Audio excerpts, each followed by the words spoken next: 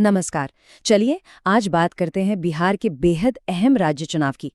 ये सिर्फ एक राज्य का चुनाव नहीं है, बल्कि इसके जो नतीजे होंगे ना, वो पूरे देश की राजनीति पर असर डाल सकते हैं। स्क्रीन पर ये जो नंबर दिख रहा है 40, ये दरअसल बिहार की राजनीतिक ताकत का सिंबल है। बिहार से इतने ही सांसद चुनकर केंद्र सरकार में पहुंचते हैं और यही वजह है कि दिल्ली की राजनीति में बिहार का रोल हमेशा से इतना बड़ा रहा है। और यहीं पर हमारा आज का सबसे बड़ा सवाल खड़ा होता है कि आखिर कैसे सिर्फ एक राज्य का चुनाव आने वाले राष्ट्रीय राजनीतिक सीन की दिशा तय कर सकता है। इस पूरे विश्लेषण में हम इसी सवाल का जवाब ढूंढने की कोशिश करेंगे। तो सबसे पहले ये समझते हैं कि इस चुनाव में बिहार के लाखों वोटर्स के लिए सबसे बड़े मुद्दे हैं क्या, जमीन पर असल चिंताएं क्या हैं और किन बातों पर सबसे ज्यादा बहस हो रही है।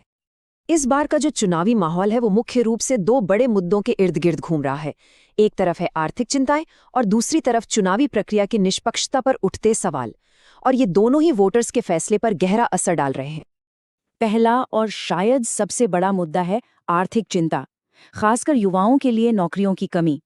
रॉयटर्स की एक रिपोर्ट भी यही कहती है कि बेरोजगारी को लेकर वोटर्स में काफी गुस्सा है और ये मुद्दा चुनावी बहस के बिल्कुल सेंटर में है। अब आते हैं दूसरे बड़े मुद्दे पर, जो सीधे सीधे चुनावी प्रक्रिया की निष्पक्षता से ही जुड़ा हुआ है।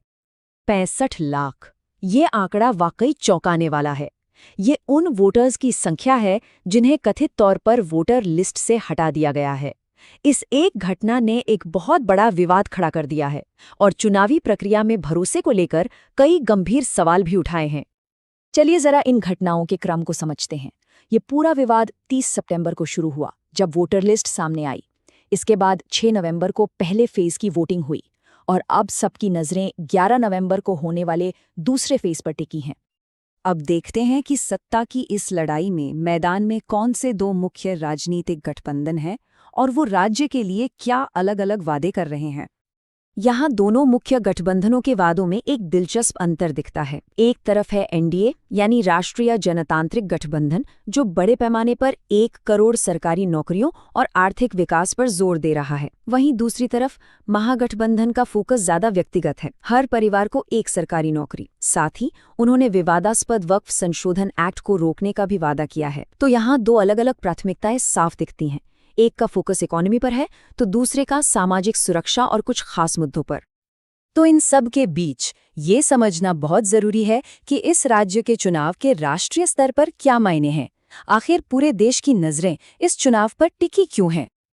देखिए, इस चुनाव के नतीजों का असर बहुत दूर तक जाएगा। पहली बात, ये 2029 के आम चुनावों के लिए राजनीतिक हवा का रुख तय कर सकता है। दूसरा, ये दिखाएगा कि वोटर्स आर्थिक मुद्दों को प्राथमिकता देते हैं या फिर पहचान की राजनीति को। तीसरा, वोटर लिस्ट विवाद की वजह से ये चुनावी प्रक्रिया में जनता के विश्वास की एक बड़ी परीक्षा है। और आखिर में इससे राष्ट्रीय स्तर पर विपक्ष की ताकत का भी अंदाजा लगेगा।